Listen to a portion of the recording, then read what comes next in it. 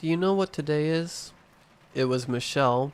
Who else would be texting so late on a Monday night? My thumb tapped at the side of the phone. It wasn't her birthday. That was in July, and we had gone out and celebrated, and it had taken 2 days to recover. One Spint sat at a computer screen pretending to work while dying a little more each passing minute. Who else could it be? I clicked the button once and the date flashed on the screen. October 8th. My mind ran back a year to find anything of significance, and it hit me like a wall of ice-cold air and sent shivers up my spine. Goose flesh broke out on my arms. I texted back. I know. The response was immediate. I'm coming over.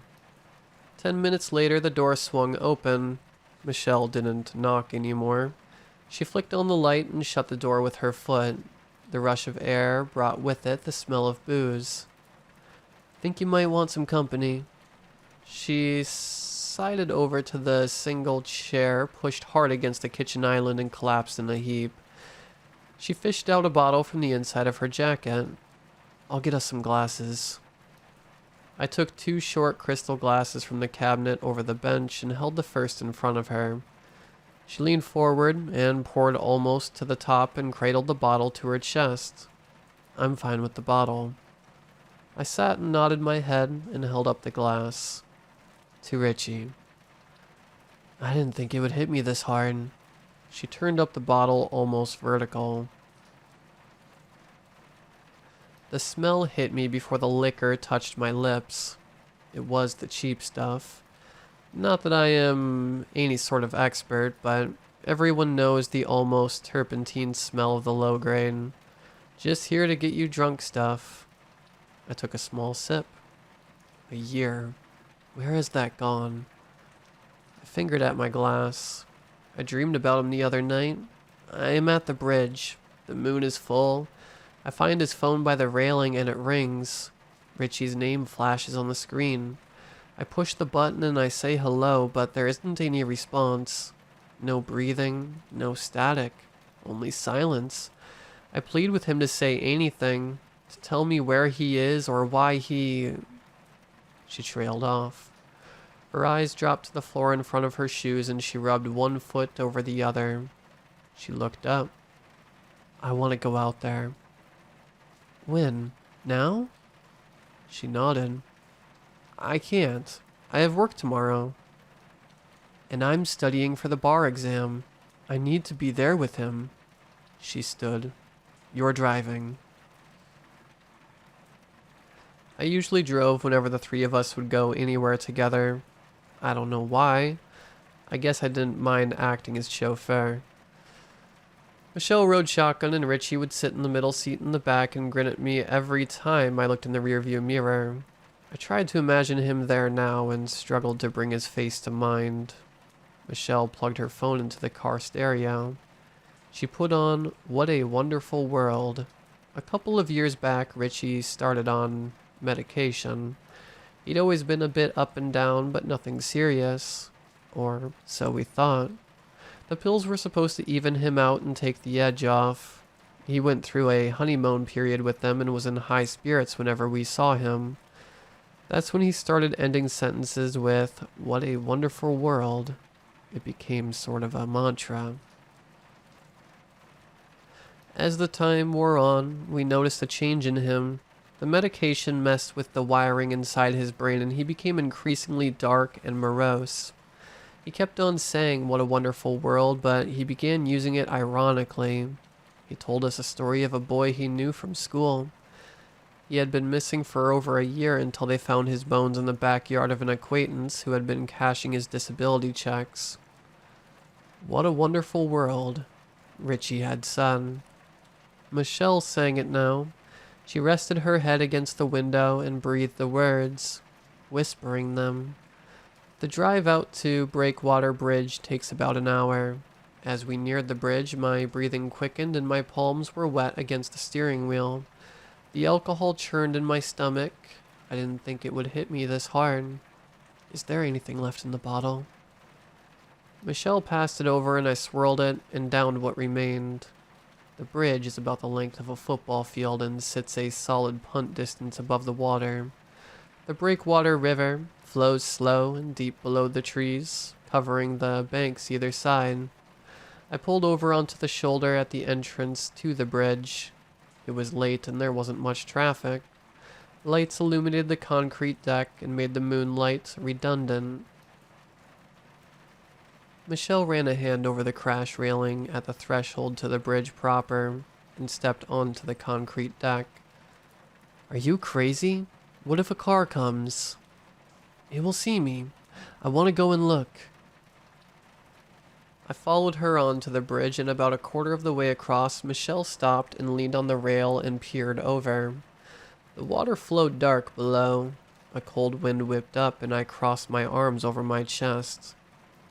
They never did find Richie. He either dropped or placed his phone on the bridge deck before he jumped. His parents held out hope that maybe he'd changed his mind at the last minute and ran into the woods and got himself lost. Or that he survived the fall. But it was always a vain hope, and Richie never resurfaced. The council erected a steel grating on each side of the bridge about 5 years ago. Breakwater Bridge had and has a reputation as the location for a lot of final acts. Maybe the grating deterred some, but others climbed and went anyway. Michelle stepped back from the edge and took the empty bottle from her jacket and swung it high over the grating and out into the darkness. It turned and glinted in the lights as it fell, and then we lost it. The sound the bottle made when it hit the water barely made it back up. "What is that?" Michelle stood in the middle of the road, looking across to the far end of the bridge. I went and stood by her. A figure stood against the railing, and then the figure started climbing. "No!" Michelle shrieked. She sprinted down the middle of the road towards the figure. Her arms swung wildly and her feet barely seemed to touch the ground. If the person wearing black heard or saw her coming, they paid her no mind. The figure mounted the top of the grating and paused for a moment, and flung itself out and dropped from view. "No!" Michelle yelled again. She stopped and went to the railing and searched the darkness. The half moon offered little help. Then we heard the splash. "We have to go and help," Michelle said. "They won't have survived." "How do you know? Come with me." Michelle sprinted the rest of the distance to the end of the bridge and I followed. When she made it to the edge, she slipped below the crash rail and started down the steep slope. I shouted at her to stop. I hurdled the crash rail and skidded down the slope and came up behind her. She had stopped by a tree and held a branch for support. The ground fell away beneath her feet. "Do you see anyone?" I opened my eyes wide as if it would help and searched the murky darkness. If only we had more light. Michelle took her phone and turned on the torch, but it made little headway into the darkness. Michelle sobbed. The sight we had only imagined until now had become a reality. Our friend Richie had gone the same way as that poor soul. Then we heard a sound from the river.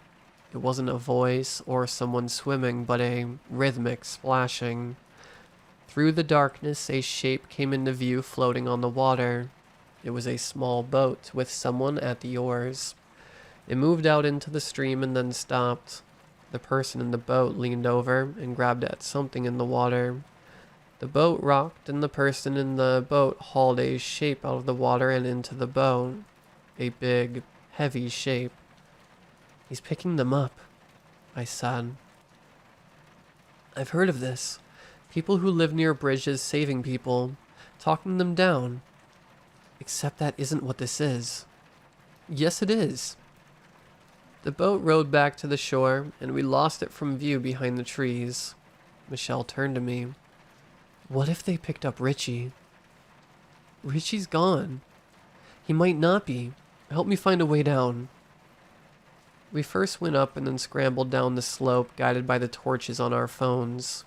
As we moved away from the bridge, the bank flattened and the trees thinned. The water lapped against the bank and the sound of a car engine came from the darkness ahead. "Hurry!" Michelle set off at a trot, and the light from my phone shook as I tried to keep pace. I bumped into Michelle, who had skidded to a stop. She shone her light onto a small inlet cut into the bank. Two trees with thick trunks overhung the channel and hid it from view. A rowboat rocked gently at a wooden pier. A track led up from the pier, and out of the darkness a set of taillights shone. Without turning back or saying a word, Michelle raced up the track after the retreating vehicle. Wait. I went after her. The track was narrow and the ground hard beneath my feet. The vehicle turned a bend and the lights disappeared. Michelle kept on at a pace. Wait! Hurry, we're losing them! We can't lose them! We climbed steadily uphill and turned bends and caught errant tree branches in the face. We had gone far enough that I could no longer hear or see the river. Michelle's words played over in my mind. People who live near bridges, they talk them down. The person hadn't been on the bridge, but under it. Ahead was a light, a porch light shining over a deck with a single chair and a small round table, a cabin in the woods. Besides the cabin was a separate structure, light spilling out from a half-open door. Inside was a black truck that surely had been the vehicle we had followed. From the room came shouting. A man's voice. Michelle slowed to a walk and pocketed her phone. I did the same. We don't know who this is, I said louder than I would have liked. He might know about Richie. Michelle pressed on, the gravel of the driveway crunching under her shoes. We were close enough now to discern words amongst the shouting from inside the garage. Come on, breathe, damn you, breathe, come on. Maybe Michelle had been right. She tilted her head to the side as she neared the garage and tried to get a look at the man within. Something moved on the left-hand side and the shouting ceased.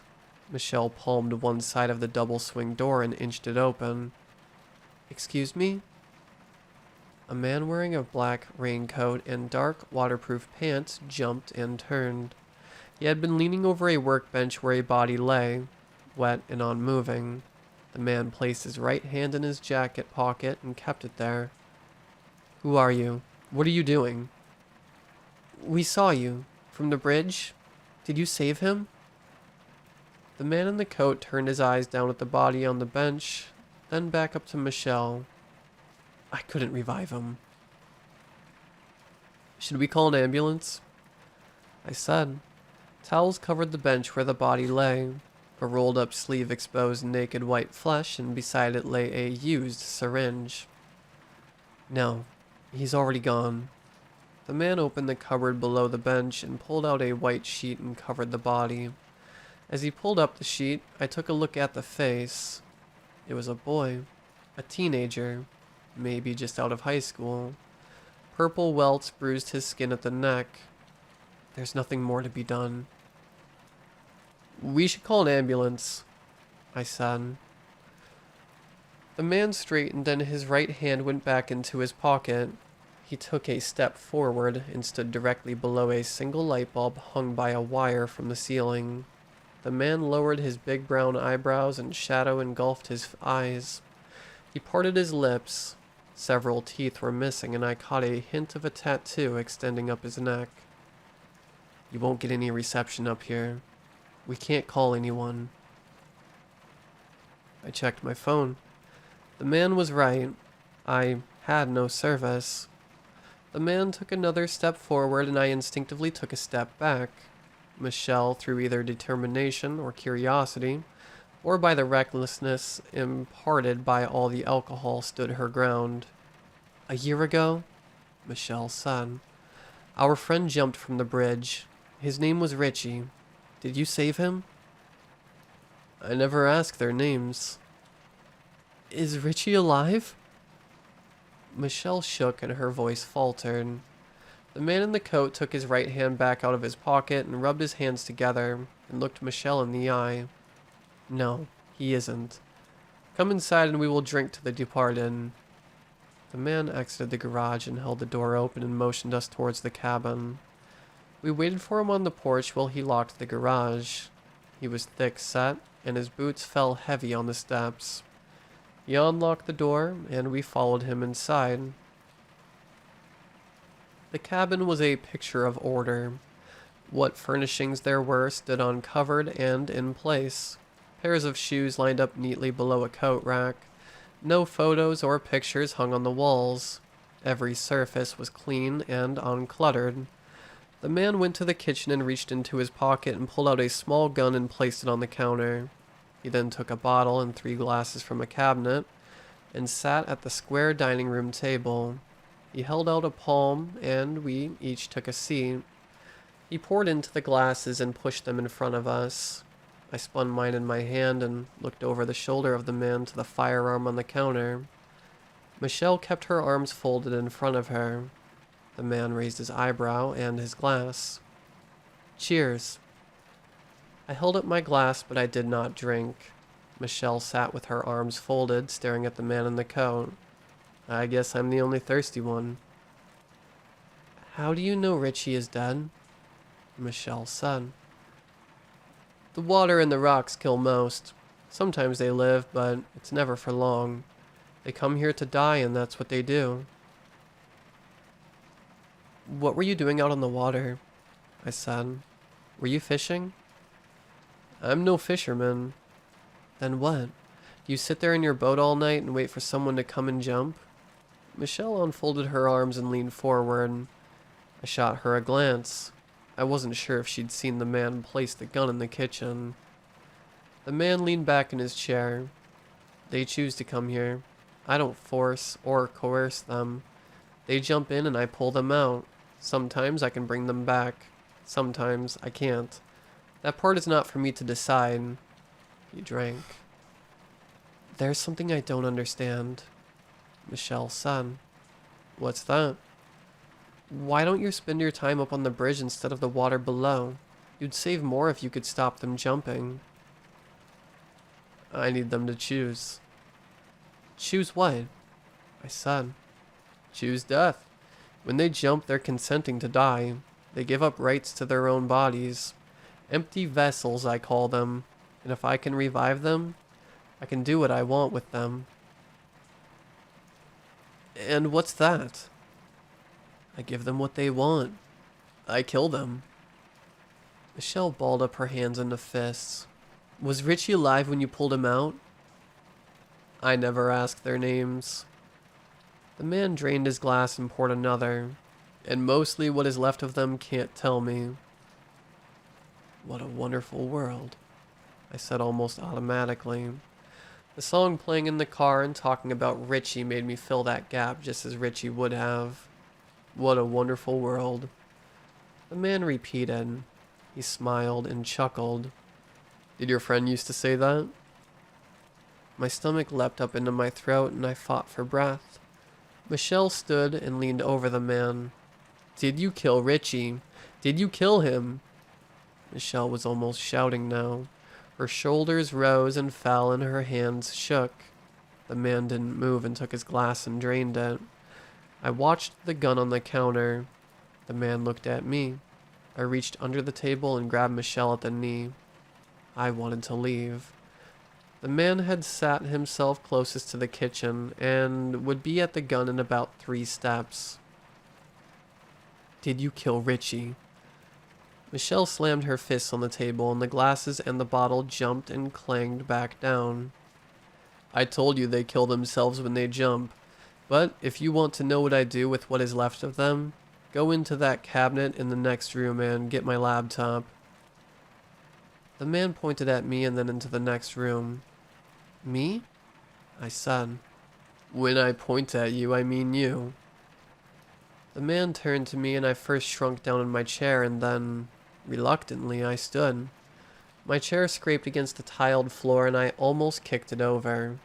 I went to the wooden cabinet and beside the handle was a lock and in the lock was a small key. I turned the key and tugged the handle but the door did not give. You locked it, the man said. I don't keep it locked. I turned the key back and the lock clicked. I opened the door, and inside were neatly piled stacks of books and magazines and a closed laptop alone on a lower shelf. I took the laptop and brought it back to the table. I slid it over to the man and he shook his head and slid it back. "You do it." I opened the laptop and turned it on. There was no password and it opened onto a home screen with a monotone blue background in a single unnamed folder. "Click on the folder," the man said. "What am I looking for?" "The files are arranged by date. You said your friend jumped a year ago? I'd look for a day or two after that." Inside the folder were video files named and arranged by date. I used the mouse pad to scroll down and found a file dated from 3 days after Richie went missing. I double-clicked the file. The man looked at Michelle. "You'll want to see this. Or maybe you won't. It can't be unseen." Michelle came and looked over my shoulder. The video began. It shook at first with glimpses of trees and blue sky and a small patch of grass. A dark shape obscured the camera, and then the shaking stopped and a man walked away from the camera and came into view. It was the man in the coat, the man sitting at the table in front of us. He smiled and waved and moved out of view.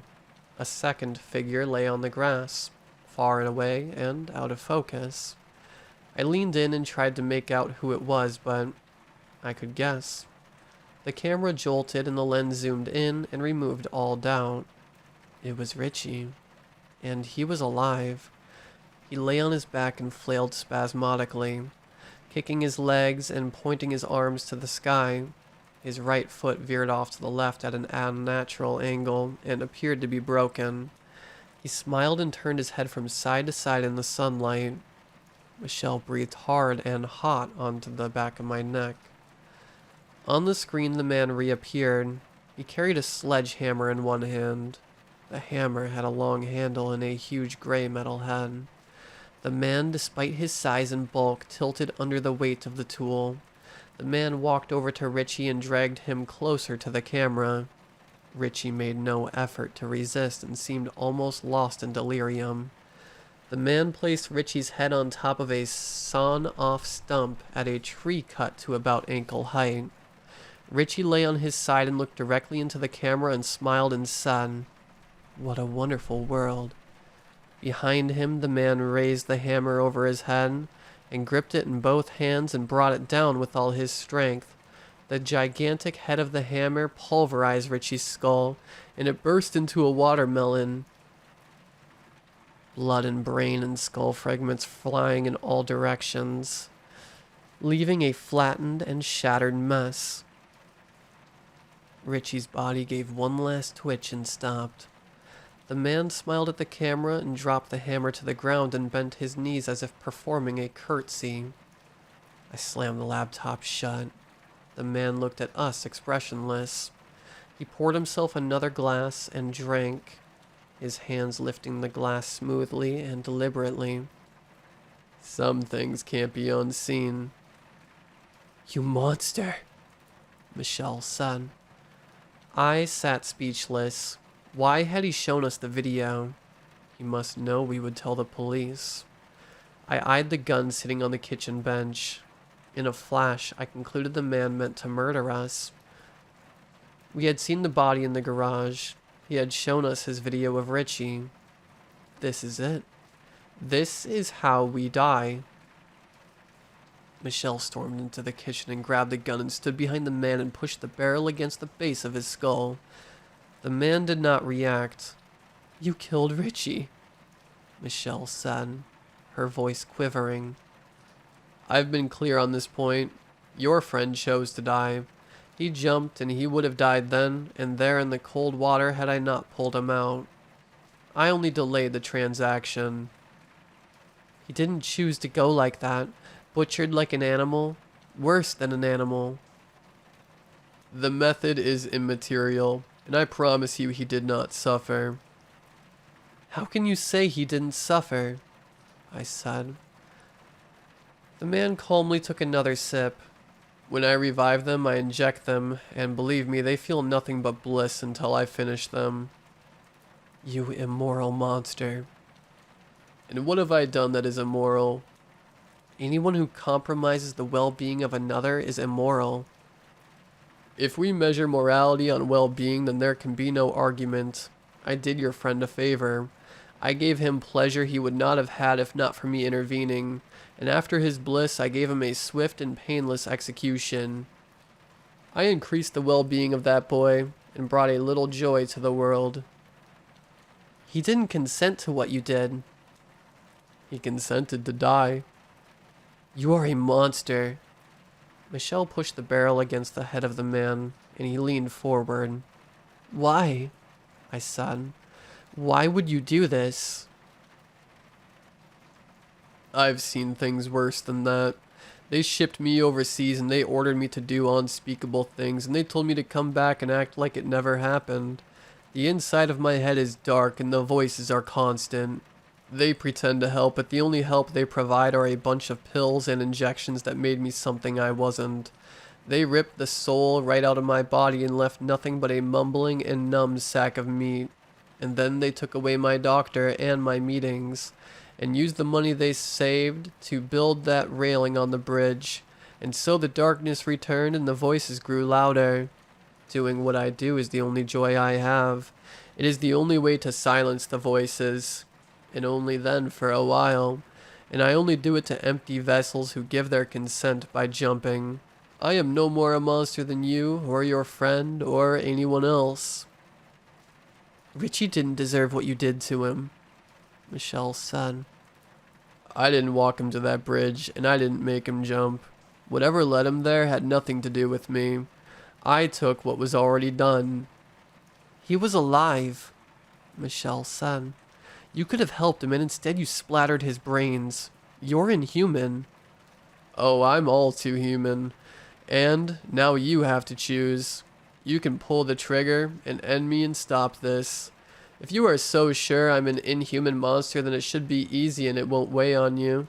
Squash me like you would a mosquito on your arm. Maybe even I would prefer to be gone. In fact, I do. Pull the trigger. I consent. Don't tempt me.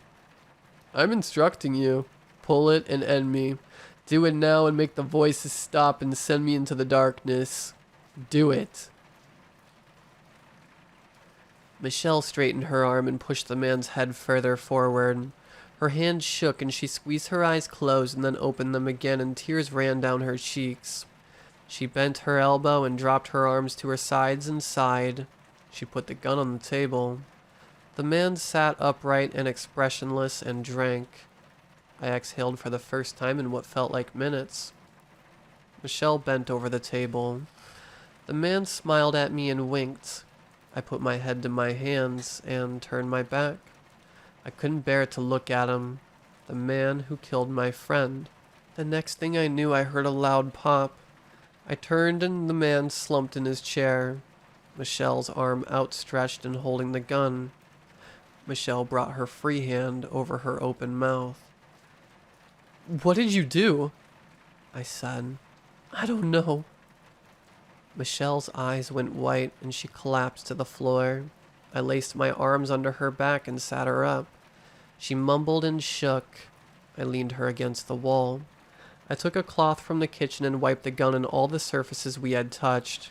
I placed the gun in the hand of the man.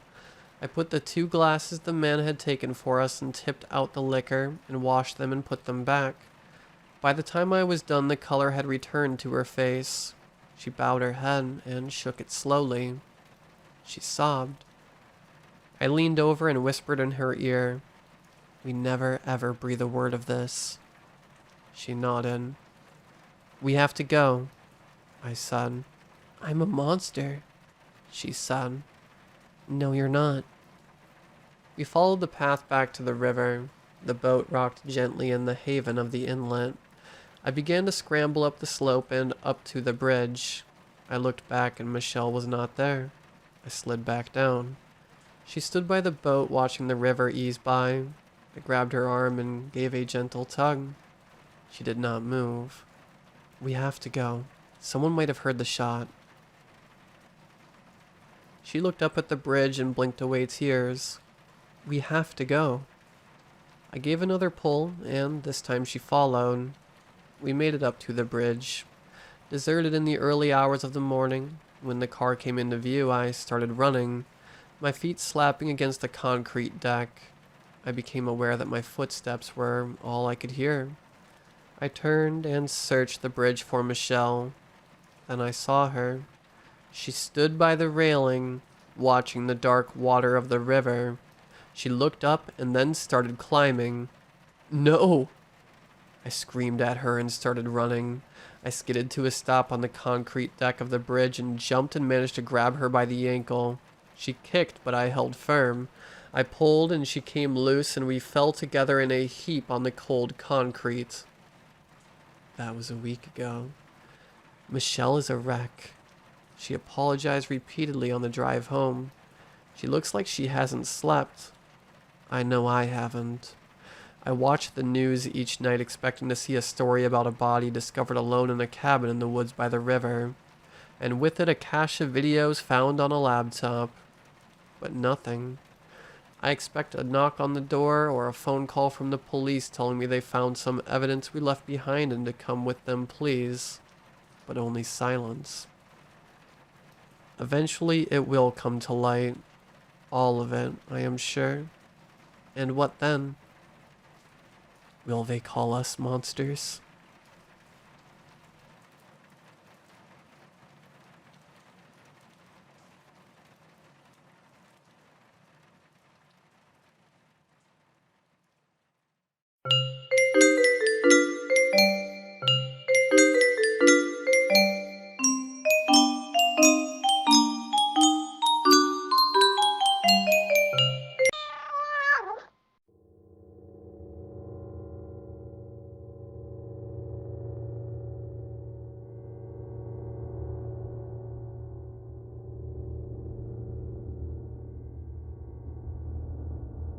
Number 1. The Lost Treehouse. My cousin Joey and I were the type who really loved to go out and explore wherever we could. When I was 11, I actually moved out to stay with his family for about a year. It was the first time really that I had hung out with him. He was on my dad's side of the family, and for some reason, before my parents got divorced, we didn't spend much time with Dad's side of the family. I honestly have no idea why, looking back on it. But my parents separated when I was 11, and that is why I went to stay with him for a while the divorce was going on. So Joey and I then began exploring the area where he lived. It was rural, which was a very new thing for me, having always been in the city. However, it didn't take long until we had explored just about every place around there, and exploring became redundant. When I was 15, though, my aunt bought a new house. Well, it was new for her. The house was, in actuality, a lot older than the one she previously had lived in. But it was also in a whole new area, and there were tons of hills, forests, and hollows for me and Joey to explore whenever I would come to visit. And so it was that when I was 15, on my very first day exploring this new area, that I had the scariest experience of my life up to that point. Joey had promised to wait until my first visit to do any exploring, and I was positive that we would have a lot of area to explore. When my dad pulled the car off the road, out of town, onto the gravel road, we drove on that road for nearly an hour before we came to my aunt's house. There were very few homes along the way, just a lot of hills and trees. Joey and I decided to make a full day out of our rural exploration. We brought a compass and some string to mark trees as we went along. Since we were completely new to this area, there was so much better of a chance of us getting lost. So we were having a pretty good day right into the afternoon. Truly, the area was much more interesting than that which I'd experienced before. There were different kinds of trees and animals. Hell, I actually heard and saw a woodpecker for the first time in my life. Unfortunately, however, he didn't have a goofy laugh or engage in any zany antics. But all in all, we were having a good time. we noticed something odd in the late afternoon. We couldn't tell what it was until we got close to it. But when we did, both of us were surprised to see an old tree house built into a really large trunk tree. It was weird because there were not any homes or anything anywhere close to the area, and tree houses were mainly a thing for children. So it seemed odd to see one out in the middle of the hills and forest like that. There wasn't a ladder or anything to get up into the tree house. However, we were both good tree climbers, so we were able to make our way up the branches of the tree. From there, we were able to get into the door of the structure, and right away, we almost wished that we hadn't. The inside of that treehouse was something out of the Texas Chainsaw Massacre meets the Blair Witch Project. The floor of the treehouse was covered in bones, which we figured had to be animal bones due to their size. There were little figurines and things made of tying bones together with feathers and strings and things like that. Plus there were symbols and words painted all over the inside of the house. And no, I don't mean things like pentacles. Those are not evil things. There was graffiti hailing and praising evil entities and words in other languages. But the worst thing was something we found, sitting on a small wooden stand. It was a really old journal of some sort. Most of it was unreadable, really. Who knows how long it had been sitting there. We flipped through and tried to read as much as we could. There were ghastly drawings of people being mutilated and tortured. The drawings had names and descriptions. Of course, we had no way of knowing if these were of real people or not, since we didn't know how long that book had been sitting there, so we didn't know when it was written. But if it was a plan on doing these things to these people, it was a really sick thing to read. I mean, they described disembowelments, quartering, and all sorts of grim and disgusting things in quite a bit of detail. It was some pretty sick crap. And we spent more time in the treehouse than we probably meant to. When we finally climbed down, it was turning into early evening.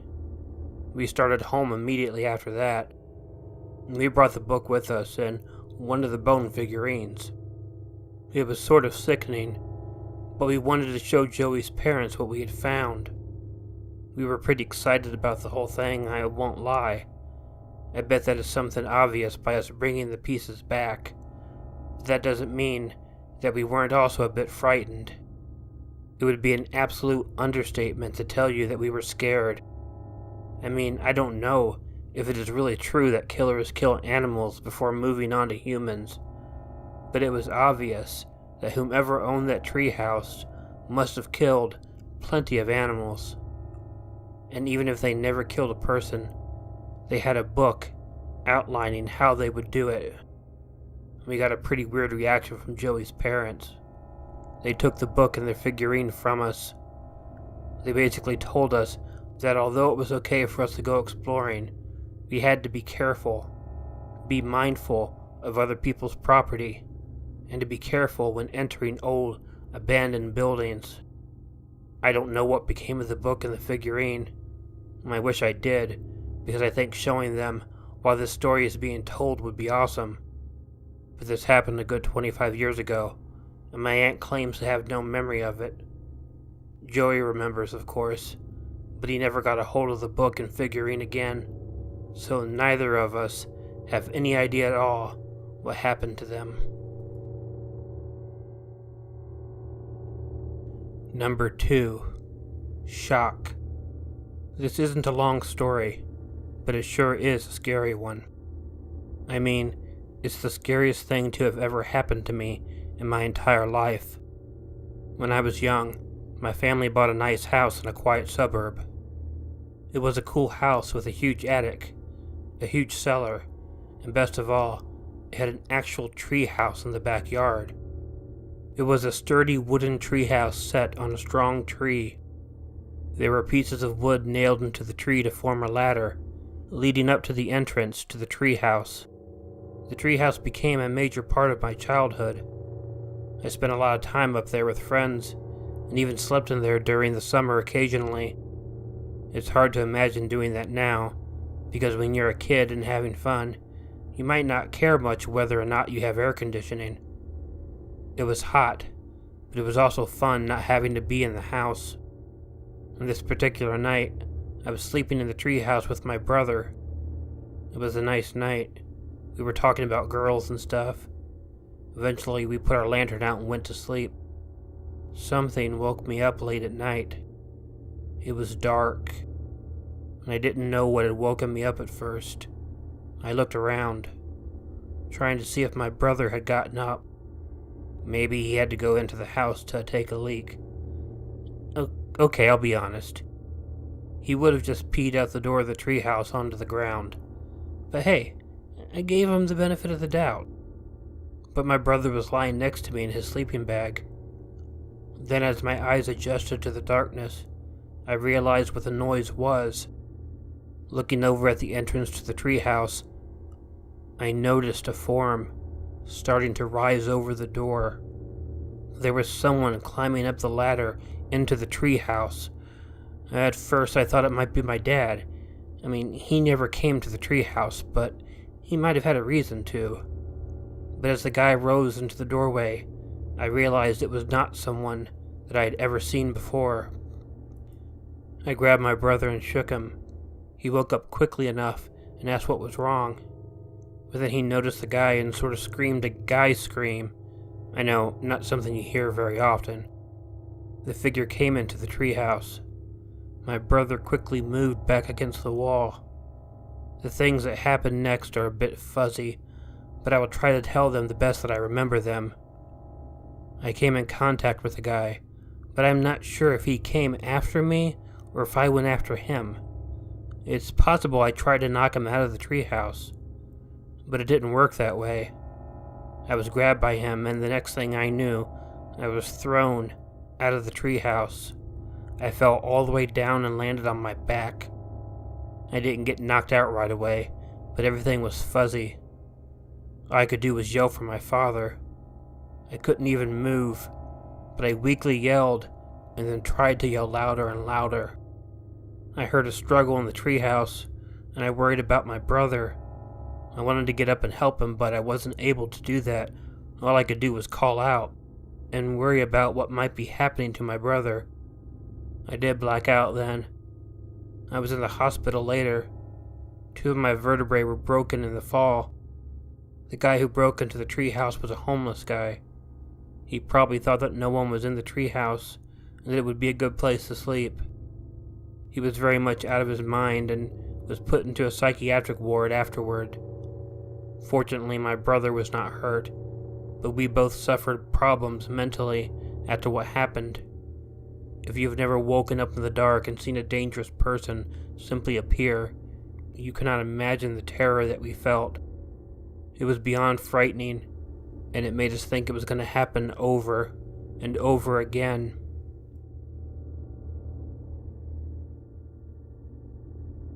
Number 3. Night Out. I was a very lucky kid to have a treehouse when I was growing up. We had a tree in our backyard that was absolutely perfect for setting a treehouse on it. Both of my parents thought it was a good idea, so my dad and I were able to build one from scratch. It was a nice-sized treehouse where several people could hang out in it with plenty of room.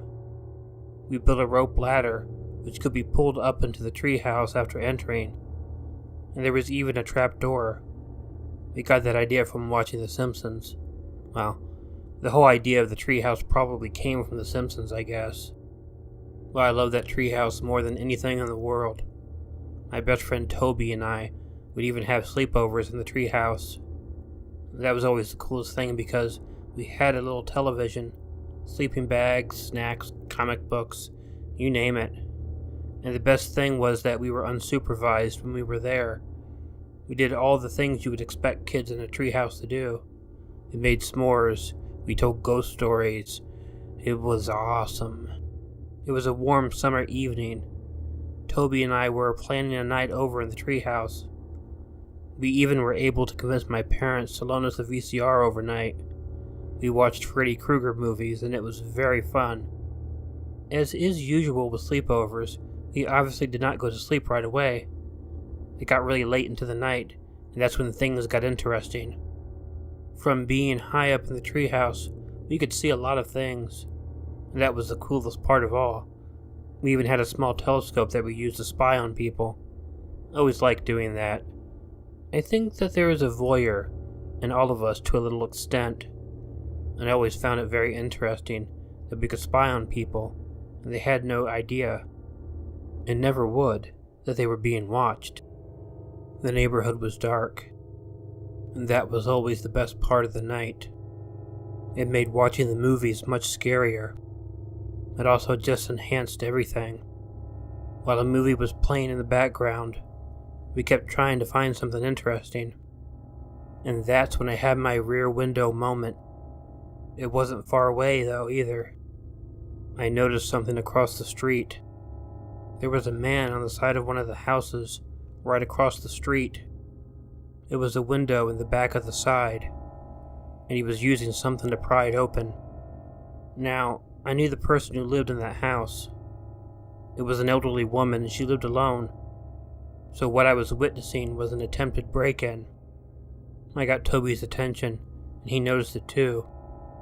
But rather than keep quiet like I was doing, he yelled, "Holy crap!" So loud, it got the guy's attention. The burglar was now looking right at us across the street, and he realized what we were doing. The guy stood there for a moment. Then he must have decided that having witnesses to his crime was not a good thing. So he gave up and started to come across the street. He had some sort of tool in his hand. It was whatever he was using to try and get into the old woman's house. I realized our rope ladder was down, so I began pulling it up, and then I began yelling and screaming for my dad. The guy made it across the street and was in our yard. I got the rope ladder up before he got close enough to use it, but climbing the tree would not be the most difficult thing for him to do. The light in my parents' room came on, and my dad opened the window. He quickly saw what we saw. A strange man with some sort of crowbar had made it over to our treehouse and was trying to get up the tree. There was some rumbling in the house. Suddenly I heard a crash and realized my dad had knocked the screen out of his window, and he had his gun pointed right at the guy in the treehouse. My dad didn't fire, but he got the man's attention. My dad told him to get down off the tree and get out of our yard. If he climbed even one more inch, my dad would shoot him. For a moment, I really thought the man was going to try my father's limits. The moment between the threat and the man's next movement was tense. But finally, the guy jumped off out of the tree. He yelled some stuff at my father, and then he ran out of the yard. He was picked up by the police shortly after. I stopped having sleepovers in the treehouse for a while. It was just too scary to do, but eventually I went back to it.